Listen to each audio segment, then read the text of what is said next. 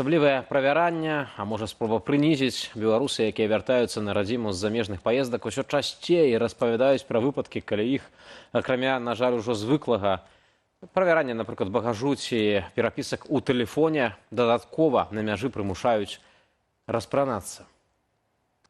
Паводле расповедаў асобаў, якія адчулі на сабе такую падвышаную цікаўнасць памежнікаў, новаўвядзенні на мяжы закранаюць як тых, хто вяртаецца ў Беларусь аўтобусам ці асабістым аўтам, гэтак і тых, хто прылятае з вандровак і адпачынкаў у нацыянальны аэрапорт. Паводле суразмоўцаў Белсату, практыку прымусовага распранання памежнікі пачалі прымяняць прыкладна з сакавіка сёлета у дачыненні асобаў, якія раней мелі адміністратыўныя пратаколы паводле палітычных артыкулаў. Пры распрананні людзям дазваляюць застацца толькі ў бялізне. За такім пільным асабістым аглядам назіраюць двое панятых з ліку супрацоўнікаў памежнага пункту пропуску ці выпадковых пасажыраў. Фонд «Краіна для жыцця» яшчэ ў траўні паведамляў, што некаторых жанчын прымушалі распранацца цалкам. Паводле тлумачэнняў памежнікаў, паўголыя агляды адбываюцца паводле артыкулу 329 мытнага кодексу Еўразійскага эканамічнага звязу. Згодна з ім асабісты агляд можа праводзіцца, цытата, пры наяўнасці дастатковых падставаў меркаваць, што такія асобы хаваюць пры сабе і добраахвотна не выдаюць тавары, увоз якіх забаронены ці абмежаваны. А ў нашай студыі з'явілася юрыстка, праваабарончы цэнтр «Вясна» Святлана Галаўнёва. Спадарня Святлана, добрый вечар. Вітаем вас. Добрый вечар. Вось пасылаюцца памежнікі на гэты артыкул мытнага кодексу Еўразэс, згодна з якімі яны працуюць, і там гаворка пра тое, што асабісты агляд магчымы толькі ў дачыненні да асобаў, да якіх ёсць падставы падазраваць у скрыцці забароненых да правозу тавараў. Ці ў праваабарончага цэнтру «Вясна» ёсць нейкая інфармацыя, можа, нейкія скаргі ад беларусаў пра неправамернае выкарыстанне гэтага артыкула?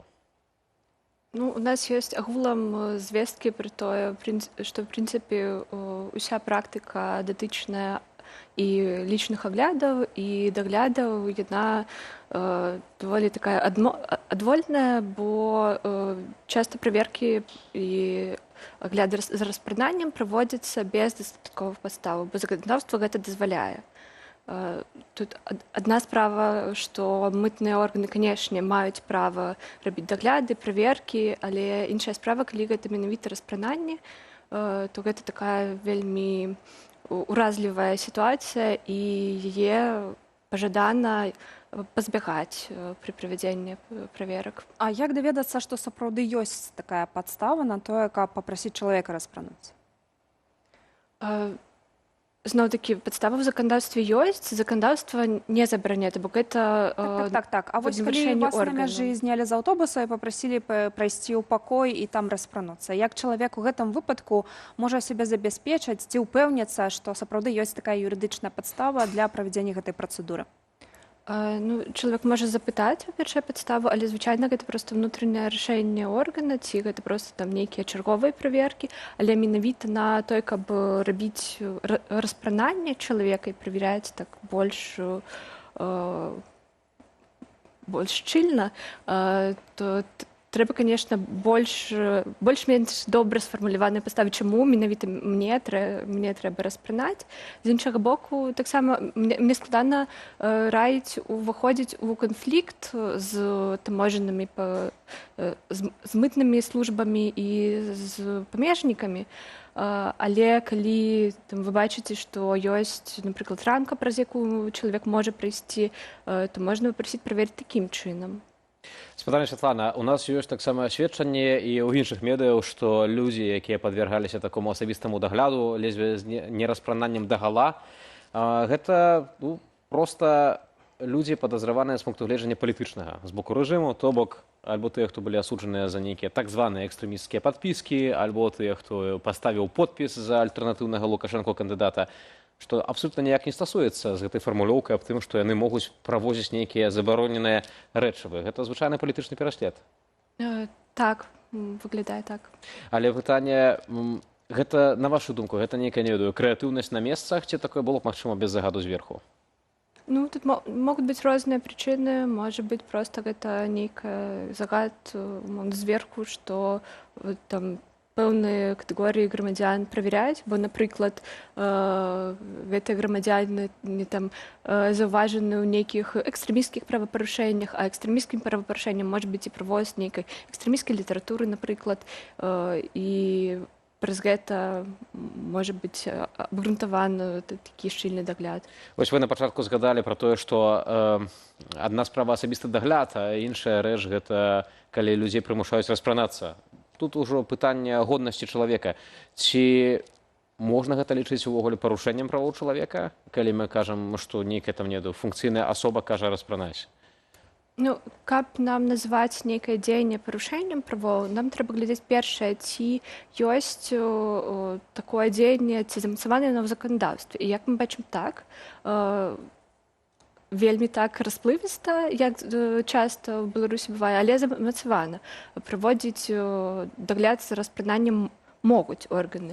Далей трэба глядзець, ці прапарцыянальная такая мера і ці яны сапраўды патрэбныя ў даным канкрэтным выпадку. Бо можна зразумець і патлумачыць практыку агулам такіх праверак нейкіх выпадковых, проста рандомных, кожнага пятага чалавека, ці кожнага чалавека, які там рабіў нейкія правапарушэнні раней.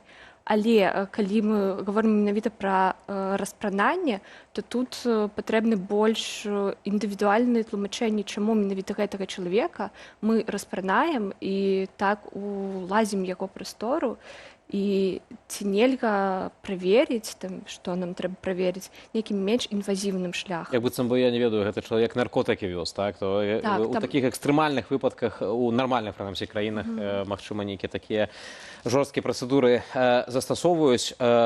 Тут яшчэ адзін момант цікавы. Вось вы спасылаецеся на заканадаўства, і вось згодна паводле таксама гэта 329 артыкулу мытнага кодексу Еўразэс. Асабісты дагляд чалавека на мяжы можа праводзіцца толькі паводле пісьмовага загаду начальніка мытнага органу. Гэта азначае, што фармальна на кожны такі акт павінна быць нейкая папера, павінен быць канкрэтны подпіс канкрэтнага чалавека. Выснова хіба такая, што калі атрымаць доступ у будучыні, напрыклад, пры зменах палітычных да гэтых актаў, то будзе зразумела, хто быў замяшаны ў такога кшталту рэпрэсіях. Так, будзе зразумела, і, в прынцыпе, чалавек, да якога такое рашэнне прынята, можа запытаць у таможанага мытнага органа гэтае рашэнне і яго абгрунтаванне. Таксама праваабаронцы адзначалі, што ў якасці панятых пры такіх аглядах, пры распрананнях, можа нават бяруць выпадковых пасажыраў з аўтобуса або нават прыбіральшчыц, які статус гэтых людзей юрыдычны ў гэтым выпадку? Ці могуць яны таксама адмовяцца быць панятымі? Ну, той жа Кодекс Еўразэсу прадугледжвае, што такі дагляд праводзіцца ў прысутнасці двух панятых таго ж полу, што і чалавек, які даглядаецца. Чалавек можа ад гэтага адмовіцца, але у любым выпадку паняты павінны быць. Хацеў яшчэ таксама запытаць вас пра больш шырокую сітуацыю ўнутры Беларусі. Вядома, што праваабарончы цэнтр «Вясна» зрабіў справаздачу за чэрвень месяц, і там ёсць такія высновы, што ніякіх паляпшэнняў у сітуацыі з правамі чалавека ў нашай дзяржаве няма, і няма падставаў казаць пра нейкую эвалюцыю рэжыму. Але як гэта стасуецца з тым, што Менск спрабуе наладзіць нейкі дыялог з краінамі захаду, прыватнасці ЗША? То бок атрымоўваецца, яны хочуць размаўляць з дэмакратычным светам, але не хочуць ісці на саступкі для беларускага грамадства. Ну, па нашай ацэнцы, як мы ўжо заўважалі і ў аглядзе правоў чалавека за мінулы год, што такія дзеянні якраз даволі лагічныя, улады спрабуюць паказаць, што яны памяншаюць рэпрэсіі, пры гэтым яны іх не памяншаюць. То бок яны памяншаюць так, каб проста свет менш гэта бачыў, так? Так, так. Вы таксама з гэтым сутыкаецеся ў праваабарончым цэнтры, што збіраць інфармацыю пра парушэнне правоў чалавека становіцца складаней? Так, даўно ўжо вельмі складана збіраць гэтую інфармацыю. Па суці, адзіны надзейны крыніца — гэта самі людзі рэпрэсаваныя альбо іх сваякі. З знешніх крыніц вельмі складана гэту інфармацыю збіраць. Тут таксама вось яшчэ напрыканцы размовы, калі казаць пра канкрэтныя факты прыніжэння людзей, таксама прыніжэння палітычных зняволеных, вось прачытаў на сайце праваабарончага цэнтру «Вясна» пра тое, што палітзняволеную Тацяну Корсакаву прымушалі стаяць у СІЗА КДБ па 12 гадзін за чырвонай лініяй камеры, змяшчалі ў так званы мяккі пакой, не давалі вады, пакідалі толькі міску з перасмажанай рыбай, і жанчына схуднела на 20 кілаграмаў. Таксама з'явілася інфармацыя, што палітзняволенага журналіста Дзениса Івашына хутчэй за ўсё змясцілі ў ШИЗА пасля атакавання ў Магілёўскую ПК-15. Тут можна такое пытанне больш агульнае. Які ў гэтым увогуле ўсім сэнс? Это нейкі, не ведаю, ці гэта садызм, ці няма ўсведамлення ў гэтых выканаўцаў, што гэтая рэч ўсё роўна фіксуецца. Гэта не ёсць так, што ў 21 стагоддзі магчыма будзе нешта такое скрыць. Я думаю, што на гэтых прыкладах мы бачым такія трошкі розныя ўзроўні рэпрэсій і парушэння правоў чалавека. У выпадку з Дарнай Тацьяны гэта, хутчэй за ўсё, мэтанакіраванае рашэнне, такім чынам з ёй абыходзіцца, і гэта выглядае як жорсткае абыходжанне і катаванні. Тыя паведамленні пра Дзениса Івашына больш выглядаюць як такая руцінная практыка, калі чалавек пасля атакавання трапляе ў установу, і ён праходзіць так званы каранцін у ШИЗА, напрыклад. Гэта ўсё яшчэ зневажальная практыка, але тут трошкі іншыя прычыны і вытокі, бо гэта такая руцінная сістэма, як працуе сама пенітэнцыярная сістэма. З ціскам сутыкаюцца не толькі тыя, хто ў Беларусі, але таксама сваякі эмігрантаў, якія выехалі. У справаздачы вясны шмат гаворыцца пра ператрусы, напрыклад, студэнтаў ЕГУ, таксама актывістаў Дня волі. Што ў гэтым выпадку, ці ёсць нейкія захады, парады, што могуць зрабіць эмігранты, каб ціск на сваякоў быў меншы ў Беларусі? Так, мы апошнія месяцы вельмі шмат працуем з гэтымі выпадкамі, асабліва з студэнтамі ЕГУ, і асноўная парада тут, прынамсі, фіксаваць пераслед і паведамляць пра яго, і не весціся на правакацыі, спробы дамовіцца з КДБ ці іншымі органамі, якія спрабуюць на сувязь выйсці.